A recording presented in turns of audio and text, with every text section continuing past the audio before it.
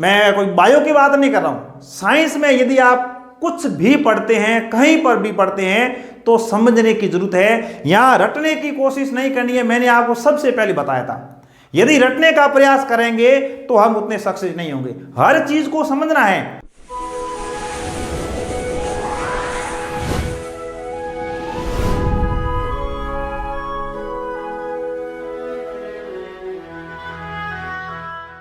नमस्कार मित्रों, मैं पोखरराम बामणिया और आप देख रहे हैं बामणिया बायोलॉजी एंड न्यूज़।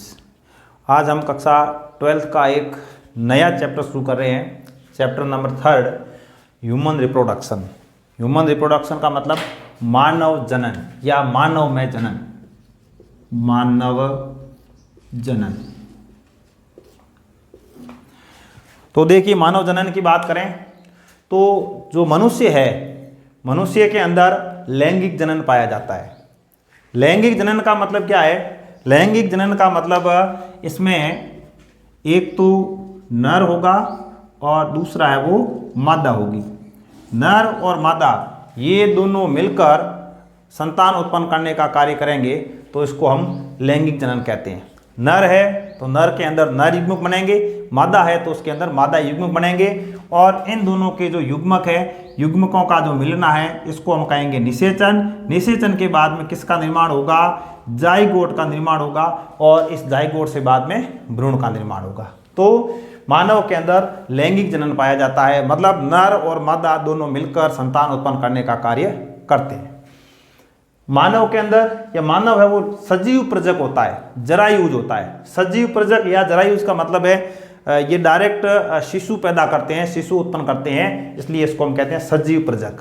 अब वे जंतु जो शिशु पैदा नहीं करते हैं, या इसका उल्टा हम कहें तो जो अंडे देते हैं, उनको हम कहते हैं अंडज। क्या कहते हैं? अंडज। वे जीव या वे जंतु जो अंडे देते हैं उनको अंडज कहा जाता है, जैसे पक्षी है ये। अब मनुष्य एक लिंगी प्राणी है। एक लिंगी प्राणी का मतलब एक प्राणी के अंदर, एक जंतु के अंदर एक ही प्रकार का लिंग पाया जाता है। इसका मतलब क्या होगा? एक जो व्यक्ति है उसके अंदर या तो वो नर होगा या फिर वो मादा होगी। इसका मतलब ये हुआ कि नर और मादा अलग अलग पाए जाते हैं। एक लिंगी का मतलब है नर और मादा अलग अलग होते हैं। नर और मादा अलग अलग होते हैं, इसका मतलब उसको हम क्या कहेंगे? एक लिंगी कहेंगे। तो क्या ऐसे भी जंतु होते हैं जिनमें एक ही जंतु में दोनों लिंग पाए जाते हैं? बिल्कुल होते हैं। उदाहरण के लिए केंचुआ। जो केंचुआ जंतु है या जो जीव है, यह द्विलिंगी होता है। केंचुआ है वो द्विलिंगी होता है। तो द्विलिंगी का मतलब क्या हुआ? द्विलिंगी का मतलब ये हुआ कि एक ही जीव के अंदर नर और मादा दोनों जनन अंग पाए जाते हैं। तो ऐसे जीव जिनमें एक ही जीव के अंदर नर और मादा दोनों जनन अंग पाए जाते हैं, ऐसे जो जीव होते हैं उनको द्विलिंगी कहा जाता है। उदाहरण के लिए केंचुआ। जबकि जो मनुष्य है या जो मानव है वो है एक लिंगी होता है। नेक्स्ट, निषेचन की बात करें तो मनुष्य के अंदर निषेचन आंतरिक होता है। आंतरिक का मतलब जीव के शरीर के अंदर संपन्न होता है। कुछ अदर के बारे में बात करें, जैसे मान लो एम्फीबियन है, मेंढक आदि, ये क्या करते हैं? शुक्राणु और अंडाणु बाहर त्याग देते हैं पानी के अंदर। इनका मिलन है वो उनके शरीर से बाहर होता है। अंडाणु और शुक्राणु का संयोजन इनके शरीर से बाहर होता है, उसको हम बोलते हैं बाह्य निषेचन। जबकि मनुष्य के अंदर है वो आंतरिक निषेचन की क्रिया संपन्न होती है। मादा के शरीर के अंदर निषेचन की क्रिया संपन्न होती है। वहीं पर जो भ्रूणीय परिवर्तन का पूरा काम होता है वो मादा के शरीर के अंदर संपन्न होता है, इसलिए हम इसको आंतरिक निषेचन कहते हैं। तो जो फर्टिलाइजेशन है वो इंटरनल होता है या आंतरिक पाया जाता है।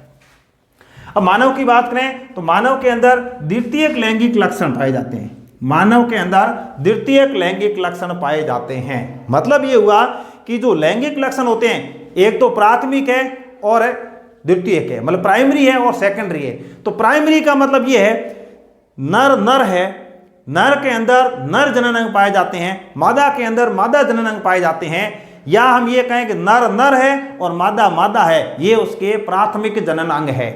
अब नर या मादा जो भी हो, मानव ने जन्म लिया, जन्म लेने के कुछ समय बाद उसमें ऐसे कोई शारीरिक परिवर्तन होते हैं उसको हम कहते हैं द्वितीयक लैंगिक लक्षण। तो मानव के अंदर द्वितीयक लैंगिक लक्षण पाए जाते हैं और ये द्वितीयक लैंगिक लक्षणों का जो विकास है यह प्यूबर्टी के बाद में होता है, प्यूबर्टी के दौरान होता है। प्यूबर्टी को हिंदी में कहते हैं यौवनारंभ के दौरान होता है। इसका मतलब ये हुआ नर नर है, मादा मादा है, मतलब नर के अंदर नर जनन अंग पाए जाते हैं, मादा के अंदर मादा जनन अंग पाए जाते हैं। मादा जनन अंग का मतलब है अंडा से पाए जाते हैं, अंडवाहिनी पाई जाती है, गर्भा से पाया जाता है, योनि आदि पाए जाते हैं, ये मादा के अंदर पाए जाते हैं। ये मादा के प्राथमिक जनन अंग है। नर की बात करें तो नर के अंदर एक जोड़ी वृषण पाए जाते हैं, शुक्रवाहिका है, शिशन आदि संरचनाएं पाई जाती है, ये नर के प्राथमिक जनन अंग है।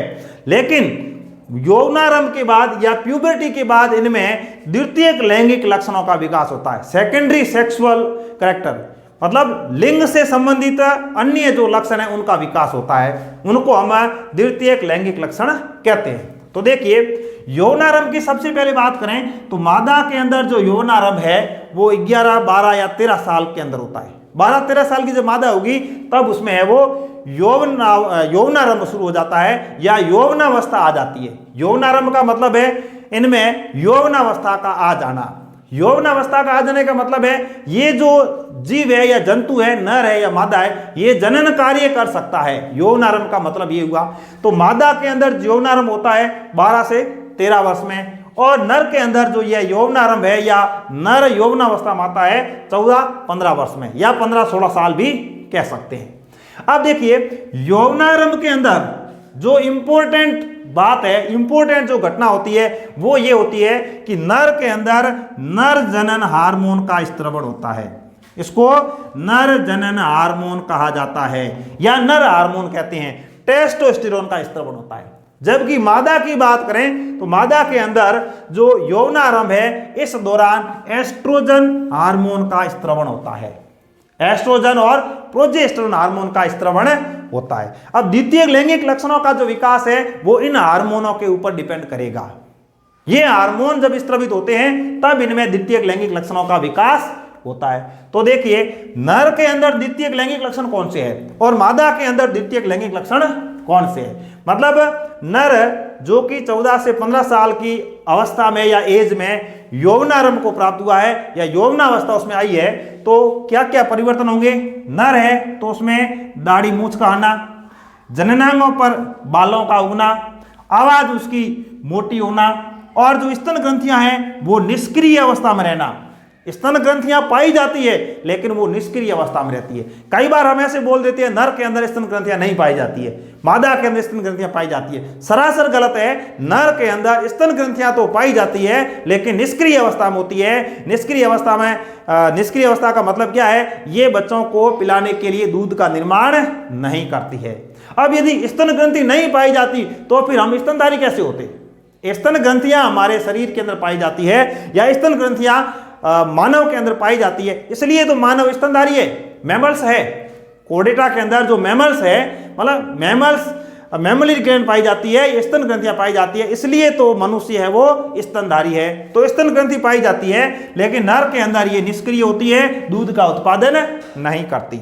इसके अलावा नर का शरीर मजबूत होता है, कंधे चौड़े होते हैं और नर के अंदर यौवनारंभ के बाद युवावस्था के बाद में किसका निर्माण होता है, शुक्राणु का निर्माण होता है। और ये जो शुक्राणु होते हैं ये इसमें नर युग्मक होते हैं।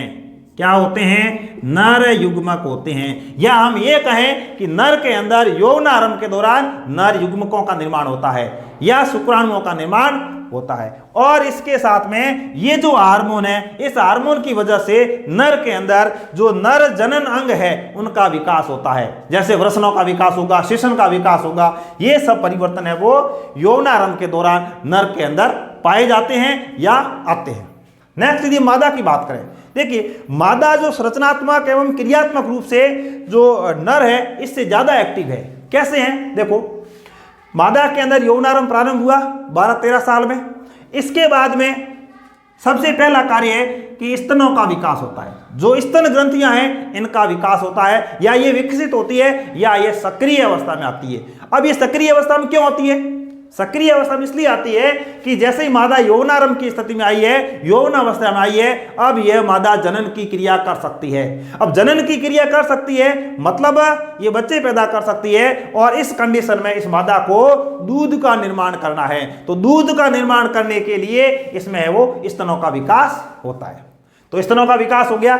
उसके बाद मादा की जो आवाज है वो पतली होती है, नर की आवाज मोटी होती है, इनकी आवाज है वो पतली होती है। इसके अलावा इनका जो शरीर होता है वो कोमल होता है, लचीला होता है। और एस्ट्रोजन हार्मोन, जो यह हार्मोन है इसको मादा लिंग हार्मोन कहते हैं, मादा लिंग हार्मोन कहते हैं। और इसी समय एस्ट्रोजन हार्मोन का निर्माण होता है, और इसके बाद में अंडाशय के अंदर अंडाणुओं का निर्माण भी शुरू हो जाता है। जैसे ही अंडाणुओं का निर्माण भी शुरू हो जाता है तो इसके अंदर एक और हार्मोन जिसका नाम है प्रोजेस्टेरॉन, इसका स्त्रवण भी होता है या इसका भी निर्माण होता है। अब देखिए, इन सबसे ज्यादा इंपॉर्टेंट महिलाओं के अंदर, मादा के अंदर यौवनारंभ के बाद में माहवारी चक्र शुरू हो जाता है। माहवारी चक्र, जिसको हम ऋतुस्राव कहते हैं, आर्तव चक्र कहते हैं, यह है वो शुरू हो जाता है। इसके शुरू होने का ही मतलब है, माहवारी चक्र के शुरू होने का मतलब है कि अब ये मादा जनन क्रिया कर सकती है। इसका मतलब अब इस मादा के अंदर अंडों का निर्माण या अंड जनन की क्रिया शुरू हो चुकी है और यह जनन कर सकती है। अब इसमें अंडोत्सर्जन होगा। अंडोत्सर्जन में क्या होगा? अंडाणु का निर्माण होगा। निर्माण होने के बाद में अंडाणु का उत्सर्जन होगा, और सबसे अंत में बात करते हैं जनन अंगों का विकास होगा। तो मादा है, तो मादा के अंदर जो प्राथमिक जनन अंग है उन जनन अंगों का क्या होगा? विकास होगा। अंडाणु, अंडवाहिनी, गर्भाशय, योनि आदि, इन सभी का क्या होता है? विकास होता है। तो इस तरह से मानव जनन के अंदर, मानव में लैंगिक जनन पाया जाता है। मानव है वो शिशु पैदा करते हैं या बच्चे पैदा करते हैं, इसलिए इनको जरायुज कहा जाता है। मानव एक लिंगी होता है, नर मादा अलग अलग होते हैं। आंतरिक निषेचन की क्रिया पाई जाती है और द्वितीयक लैंगिक लक्षणों का विकास होता है। और जो द्वितीय लैंगिक लक्षणों का विकास होता है वो कब होता है? ये होता है यौवनारंभ के समय या यौवनारंभ के बाद में द्वितीयक लैंगिक लक्षणों का विकास होता है। नर के अंदर ये द्वितीयक लैंगिक लक्षण है और मादा के अंदर ये द्वितीयक लैंगिक लक्षण होते हैं। तो इस तरह से हम ये कह सकते हैं कि मानव के अंदर नर के लक्षण और मादा के लक्षण, इन लक्षणों के आधार पर नर और मादा की अलग अलग पहचान की जा सकती है। इसी को हम लैंगिक द्विरूपता कहते हैं। क्या कहेंगे? लैंगिक द्विरूपता, मतलब लिंग के आधार पर दोनों की अलग अलग पहचान की जा सकती है, इसको लैंगिक द्विरूपता कहा जाता है। मानव जनन के दौरान कौन कौन सी घटनाएं होती है, मतलब शुरू से लेकर लास्ट तक जो जो घटनाएं होती है, इनके बारे में अभी डिस्कस करते हैं। बाकी इस पार्ट के अंदर हम इन सभी घटनाओं के बारे में डिटेल से बात करेंगे। तो देखिए, सबसे पहले बात करें, पहली जो घटना होती है वो होती है युग्मक जनन, गैमेटोजेनेसिस। युग्मक जनन का मतलब है युग्मकों का निर्माण होना। मतलब क्या हो जाएगा? युग्मकों का निर्माण। मानव के अंदर युग्मकों का निर्माण होने की घटना युग्मक जनन कहलाती है। तो जो युग्मक जनन की क्रिया है, अभी हमने बात की है कि मनुष्य एक लिंगी होता है, नर अलग होगा, मादा अलग होगा। तो दो जंतु होते हैं, तो युग्मक भी दो प्रकार के बनते हैं। नर के अंदर नर युग्मक, मादा के अंदर मादा युग्मक। तो देखिए, नर के अंदर किसका निर्माण होगा? नर युग्मक का निर्माण होगा। मादा के अंदर किसका निर्माण होगा? मादा युग्मक का निर्माण होता है। तो नर के अंदर नर युग्मक का निर्माण होना और मादा के अंदर मादा युग्मक का निर्माण होना युग्मक जनन कहलाता है। परिभाषा देखो, मैं कोई बायो की बात नहीं कर रहा हूं। साइंस में यदि आप कुछ भी पढ़ते हैं, कहीं पर भी पढ़ते हैं, तो समझने की जरूरत है। यहां रटने की कोशिश नहीं करनी है। मैंने आपको सबसे पहले बताया था, यदि रटने का प्रयास करेंगे तो हम उतने सक्सेस नहीं होंगे। हर चीज को समझना है। आप देखो, जैसे मैंने युग्मक जनन की परिभाषा बता दी, मानव के अंदर युग्मकों के निर्माण की क्रिया युग्मक जनन कहलाती है। बस ठीक है। अब यदि थोड़ा विस्तार रूप में लिखना चाहे तो हम ऐसे कह सकते हैं कि नर के अंदर नर युग्मकों का निर्माण, मादा के अंदर मादा युग्मकों का निर्माण होना भी युग्मक जनन कहलाता है। तो ये कोई गलत नहीं है, दोनों ही परिभाषा अपने अपने स्तर पर सही है। शर्त यही है कि आपको समझ के काम करना है। बोर्ड एग्जाम में भी आप काम करते हो तो भी आप रटत विद्या काम में नहीं लेनी, हर चीज समझ के अपने हिसाब से उसकी परिभाषा लिखनी होती है। यदि आपने बिल्कुल किताब की लैंग्वेज को रट के बोर्ड एग्जाम की कॉपी में लिख दिया तो उसमें डाउट क्रिएट होता है, क्योंकि बिल्कुल किताब की सेम लैंग्वेज आ जाती है। तो ऐसा नहीं होना चाहिए, हर चीज आपको समझनी है और समझने के बाद में उसका आंसर देना है। क्या प्रश्न पूछा गया है, पूछे गए प्रश्न के अकॉर्डिंग आपको आंसर देना होता है। तो देखिए, युग्मक जनन, युग्मकों का निर्माण, नर के अंदर किसका निर्माण होगा, नर युग्मक का निर्माण होगा, और मादा के अंदर किसका निर्माण होगा, मादा युग्मक का निर्माण होगा। अब देखिए, नर के अंदर जो नर युग्मक है वो क्या होते हैं, शुक्राणु होते हैं। नर के अंदर किसका निर्माण होगा, शुक्राणु का निर्माण होगा। और मादा के अंदर किसका निर्माण होगा, मादा के अंदर अंडाणु का निर्माण होता है। अब देखिए, युग्मक जनन दो प्रकार का हो जाएगा। नर के अंदर नर युग्मक या शुक्राणु का निर्माण शुक्र जनन कहलाता है। नर के अंदर नर युग्मक या शुक्राणु का निर्माण शुक्र जनन कहलाता है। और दूसरा क्या हो जाएगा, मादा के अंदर मादा युग्मक अंडाणु का निर्माण अंड जनन कहलाता है। तो नर के अंदर शुक्राणु का निर्माण शुक्र जनन, अंडाणु का निर्माण अंड जनन। यदि हमने ये चीज समझ ली तो अब रटने की जरूरत नहीं है। परिभाषा आप थोड़ी बहुत अपने लेवल पे चेंज कर सकते हो। शुक्र जनन की परिभाषा लिखनी हो तो नर के अंदर नर युग्मक शुक्राणु का निर्माण शुक्र जनन कहलाता है। शॉर्ट में बात करें तो शुक्राणु का निर्माण शुक्र जनन, अंडाणु का निर्माण अंड जनन। अब ये चीज पहले से क्लियर है कि शुक्राणु का निर्माण तो नर में होगा, अंडाणु का निर्माण किस में होगा, मादा में होगा। ये अंडरस्टैंड वाली बात है।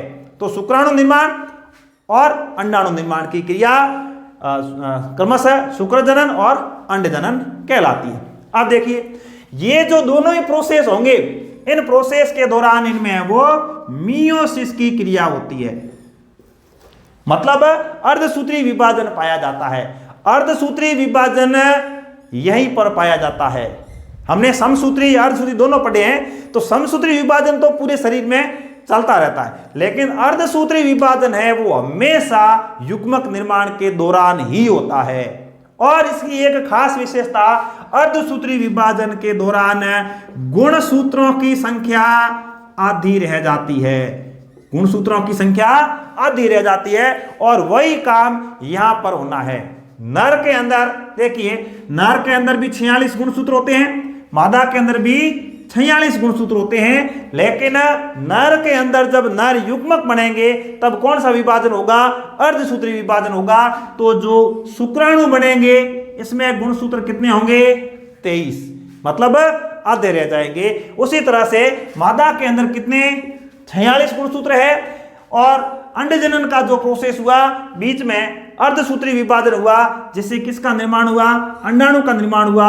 और अंडाणु के अंदर कितने गुणसूत्र, 23 गुणसूत्र। इस तरह से युग्मक जनन की क्रिया के दौरान जो युग्मक बनेंगे उसमें गुणसूत्रों की संख्या आधी रह जाती है और अंडाणु और शुक्राणु के अंदर गुणसूत्रों की संख्या आधी पाई जाती है। किस कारण होती है, मियोसिस के कारण होती है या अर्धसूत्री विभाजन के कारण होती है। केवल युग्मक जनन के दौरान अर्धसूत्री विभाजन होता है, बाकी कहीं पर भी अर्धसूत्री विभाजन नहीं होता है। ये पहला स्टेप हो गया युग्मक जनन। नेक्स्ट बात करें, पहले स्टेप के अंदर नर के अंदर क्या बन गए, शुक्राणु बन गए। शुक्राणु को अंग्रेजी में कहा जाता है स्पर्म। स्पर्म का निर्माण हो गया और इसके अंदर क्या बन गया, ओवम, अंडाणु का निर्माण हो गया मादा के अंदर। अब देखिए, अब यहां पर नर और मादा युग्मकों का निर्माण तो हो गया, लेकिन दूसरा जो स्टेप है इसमें क्या होगा, नर के द्वारा शुक्राणुओं का मादा जनन भाग में स्थानांतरण। जो नर है, नर के द्वारा ये जो शुक्राणु है इसको मादा जनन भाग के अंदर डाला जाएगा। इस क्रिया को वीर्य सेचन कहा जाता है।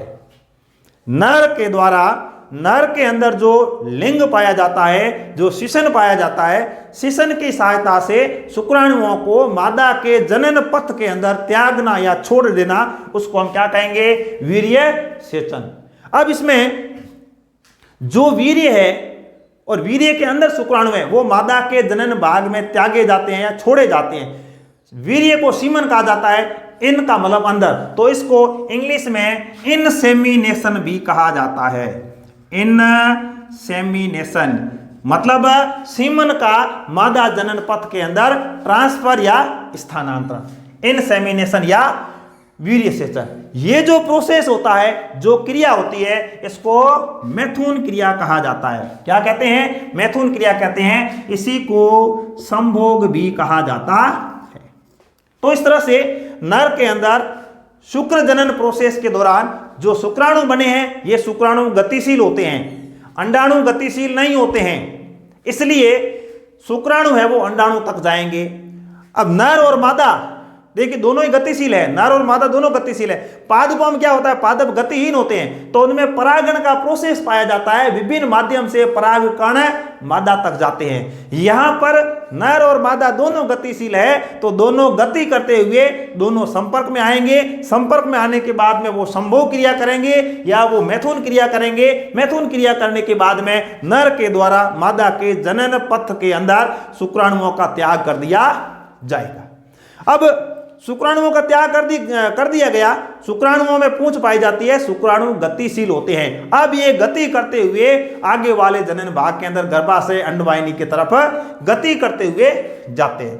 तो संभोग की जो क्रिया हुई है, इस दौरान जनन भाग के अंदर शुक्राणु रिलीज हो गए और ये शुक्राणु है वो चल होते हैं, गति करते हुए कहां जाएंगे? गर्भाशय की ओर।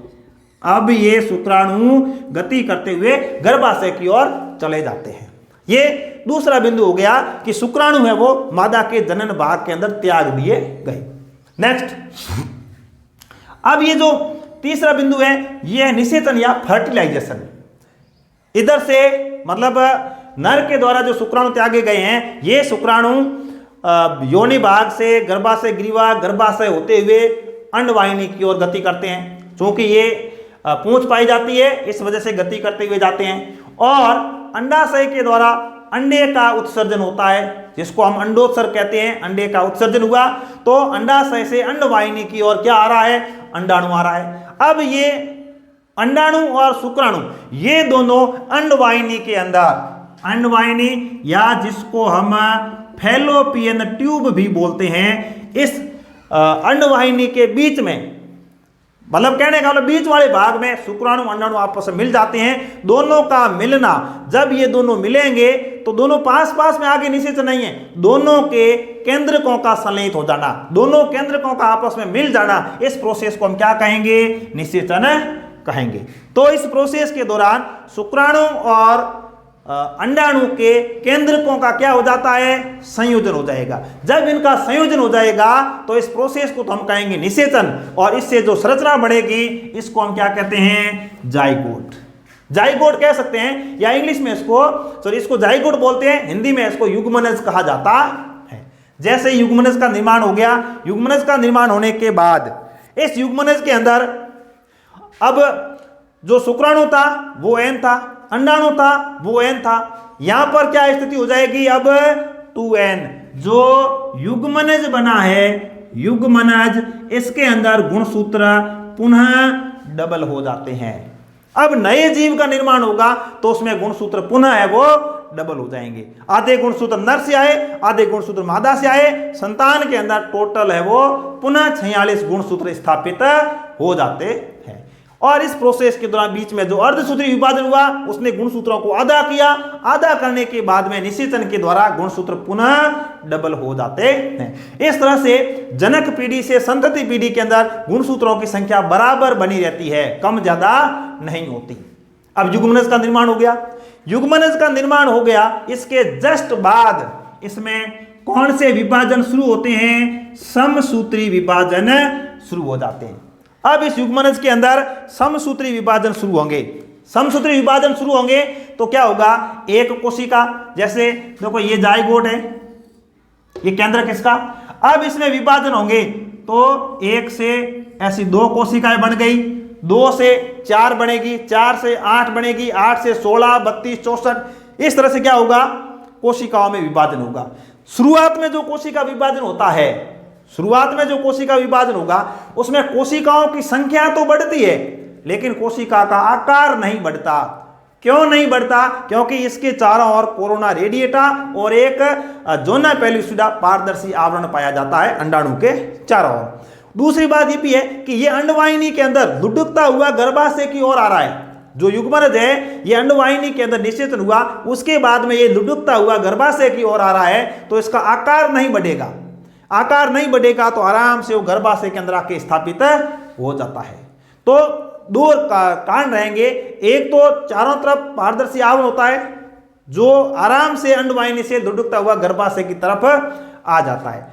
अब इस तरह से जब इनमें विभाजन होंगे तो जब कोशिकाओं की संख्या 16 से 32 हो जाती है, 1 से 2, 2 से 4, 4 से 8, इस तरह से 16 से जो 32 कोशिकाएं हो जाती है, इसको हम मोरूला कहते हैं। इस अवस्था को हम क्या कहते हैं? मोरूला कहते हैं, मोरूला या तूतक कहते हैं। और इस तरह की जो संरचना है इसका निर्माण होना, मोरूला निर्माण की क्रिया मोरूला भवन या तूतक भवन कहलाती है, तूतक भवन या मोरूलेशन कहलाती है। तो इस तरह से मोरूला का निर्माण होगा और इसी तरह से वो ब्लास्टूला का निर्माण होता है। और नेक्स्ट जो अगला चरण है इसमें कोरक पुटी का निर्माण होता है। जो मोरूला बन गया, मोरूला के बाद में ब्लास्टूला बन गया, ब्लास्टूला के बाद नेक्स्ट अवस्था आती है कोरक पुटी या ब्लास्टोसिस्ट। ब्लास्टूला के बाद में ब्लास्टोसिस्ट। ब्लास्टूला के अंदर क्या होगा? ब्लास्टूला के अंदर कोशिकाएं हैं, जुड़ी हुई कोशिकाओं का समूह है। अब जो ब्लास्टोसिस्ट है इसमें अंदर एक एंट्रम बन जाएगी, गुहा बन जाएगी, कोशिकाएं एक बार लेयर में व्यवस्थित हो जाएगी और कुछ कोशिकाएं बीच में इनर सेल मॉस के रूप में व्यवस्थित हो जाएगी। और इसके बाद का जो स्टेप होगा उसको हम गैस्ट्रूला कहते हैं। इसके बाद में क्या होगा? गैस्ट्रूला होगा। गैस्ट्रूला के अंदर विभिन्न प्रकार की जो भ्रूणीय झिल्लियों का निर्माण होता है और उससे विभिन्न प्रकार के अंगों का निर्माण होता है। तो ये जो ब्लास्टोसिस्ट है इसका हो जाएगा निर्माण, और जब इसका निर्माण होगा तो हम आगे कहेंगे इसका परिवर्तन भी साथ के साथ हो रहा है। ये जैसे मान लो मोरूला बना, ब्लास्टूला बना, कोरक पुटी का निर्माण हुआ, इनका जैसे जैसे निर्माण हो रहा है वैसे वैसे इसमें कोशिका विभाजन भी हो रहा है। अब ये अंडवाहिनी के अंदर लुढ़कता हुआ गर्भाशय के अंदर आ जाता है। गर्भाशय के अंदर आने के बाद में ये जो भ्रूण है ये गर्भाशय की दीवार के चिपक जाता है। जैसे ही अंडवाहिनी से यह गर्भाशय के अंदर आता है ये गर्भाशय की दीवार के चिपक जाता है, और जैसे ही गर्भाशय की दीवार के चिपक जाता है इसको अंतरोपण या इम्प्लांटेशन कहा जाता है। जो भ्रूण है इसका गर्भाशय की दीवार से चिपक जाना इम्प्लांटेशन या अंतरोपण कहलाता है। जब यह भ्रूण गर्भाशय की दीवार के चिपक जाता है उसके बाद में इसमें जो भ्रूणीय परिवर्तन होता है या जो भ्रूण का विकास है वो शुरू होता है। और जब भ्रूण का विकास शुरू होता है तो उसके बाद में जो गर्भावती होती है, गर्भावधि जैसे मनुष्य के अंदर कितनी होती है? 9 माह की होती है। 9 महीने तक गर्भावधि होती है। तो 9 महीने के अंदर इस भ्रूण से एक शिशु का विकास होता है, एक बच्चे का विकास होता है। इस दौरान विभिन्न प्रकार के, या हम कहें कि एक बच्चे के जितने भी अंगों का निर्माण होना होता है वो सभी अंगों का निर्माण इस गर्भावधि के दौरान होता है। 9 माह या हम कहें तो 266 या 270 डेज, इतने समय के अंदर जो है एक भ्रूण से बच्चे का निर्माण होता है या शिशु का विकास होता है। अब देखिए शिशु का निर्माण हो गया, पूरी तरह से बच्चे का निर्माण हो गया। जो मानव है वो जरायुजी है, डायरेक्ट बच्चे पैदा करने वाले होते हैं। और जो इसके बाद में आता है प्रसव, पार्चुरेशन। प्रसव में क्या होगा? बच्चे का पूरी तरह से जैसे ही विकास होगा, विकास होने के बाद गर्भाशय के अंदर और बच्चे के अंदर कुछ ऐसे परिवर्तन होते हैं जिससे क्या होता है, बच्चा मां के पेट से या गर्भाशय ग्रीवा के द्वारा बाहर आता है। इस प्रोसेस को हम क्या कहते हैं? प्रसव कहते हैं। यह बहुत ही जटिल प्रोसेस है, कई हार्मोन्स इसमें काम करते हैं। तो उस दौरान क्या होगा? प्रसव की क्रिया संपन्न होती है। और प्रसव हो गया उसके बाद में शिशु की देखभाल का कार्य, बच्चे को दूध पिलाना। पहली बार जो दूध आता है उसको कोलोस्ट्रम कहा जाता है, प्रथम स्तन्य कहा जाता है। उसमें विभिन्न प्रकार के जो एंटीबॉडी होते हैं वो पाए जाते हैं। बच्चे को 4-6 महीने तक पानी भी नहीं पिलाया जाता। तो ये सब चीजें हैं वो शिशु की देखभाल के अंतर्गत आती है। तो इस तरह से मानव जनन की यदि हम बात करते हैं तो ये इतनी घटनाएं हैं वो मानव जनन के अंदर शामिल है। यहां से लेकर यहां तक ये बहुत ही जटिल प्रोसेस है, बहुत लंबा प्रोसेस है। इसको हम स्टेप बाय स्टेप इस पाठ के अंदर पढ़ने का प्रयास करेंगे। तो युग्मक जनन से लेकर लास्ट में शिशु की देखभाल, ये बीच में जितनी भी प्रोसेस है, जितनी भी घटनाएं होती है, ये मानव जनन से रिलेटेड है। अब देखिए नेक्स्ट हम बात करते हैं कि इस तरह से हम पूरे चरणों के बारे में, पूरी घटनाओं के बारे में बात करेंगे। तो सबसे पहले हमें नर और मादा जो जनन अंग है उनकी जानकारी होना अति आवश्यक है। यदि जनन अंगों की जानकारी नहीं है तो हम इन प्रोसेस के बारे में नहीं पढ़ सकते। तो इसके बाद में हम बात करेंगे नर और मादा जनन अंग। आज के वीडियो में इतना ही। धन्यवाद।